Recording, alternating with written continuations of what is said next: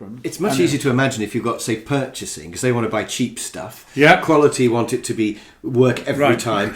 Production want big batches. Fantastic. Sales want small batches. Hold on, Sales want short lead times. Production want long lead times. So you've got, I mean, the IT pendulum, I think isn't quite as obvious in my mind of where that might be. IT probably want it to be really fancy and exciting, and production probably want it to be really simple. But whatever the differences purchasing and production, there'll be difference. Purchasing and production is a classic one, isn't it? Yes. Because the purchasing department want it cheap. Frankly, don't care about the quality. Yep. The production department don't care what it costs. Yeah, as long as the quality is good, and it slips through So easily. So there's and you'll never manage to get them. no. So because these pendulums have different fulcrum points, they're going to hang in different ways, and not, if you combine them all together, somehow magically have a pendulum, all these individual pendulums with all these individual fulcrums somehow combined together into one average pendulum with an average fulcrum for the organisation as a whole.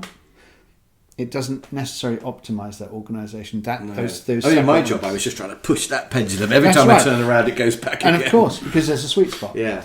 So, but you can't even calculate the ultimate sweet spot for everyone because it's too difficult. And as you say, it might not be best for the organisation. I mean, how do you work out where the right place should be? And then that's where I've been for years investigating and teaching maths, like the cost of quality, 7 out of 10, Q theory. There's a whole load of maths where you can try to calculate the exact right spot for the pendulum. Indeed, but if you've got, say, a production area and they've got this sweet spot for, large batches of stuff, but they run out of some component, they're not going to sit and do nothing.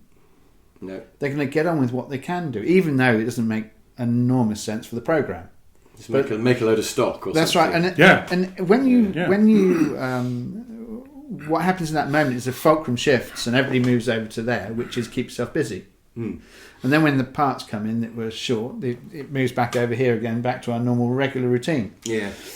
But none of that is done in the context of, well, there's a problem in purchasing.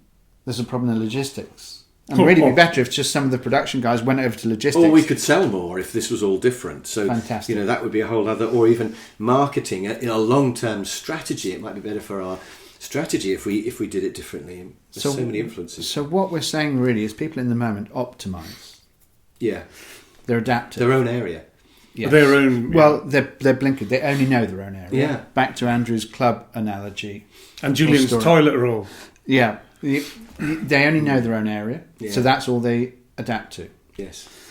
So our challenge was, when we looked at our organisation, all this adaptation was going on, and you couldn't look at one area and say, oh, you're doing something silly, because nobody was doing something silly. What they were doing were things which, in the context of the whole, they were inappropriate. In the context of their area, they were appropriate. They kept themselves busy. So can I take an example of that and just say, let's take production. They don't want to stop producing things. So they're constantly producing stuff in order to, utilise the machines. And they're measured on utilisation. That's fantastic. And to utilise the labour and to make it all good. But of course, that meant, inevitably, if there's a component that hadn't arrived, stock was built up and then cash flow was impacted. So the accounts department now started to worry that they were just producing for stock and absorbing cash. We couldn't actually sell it, and that's a real problem. So these are complicated dynamics when you split things up. Yeah. So going back to what Julian was just starting to say, when you start to integrate them together, these complexities start to go away.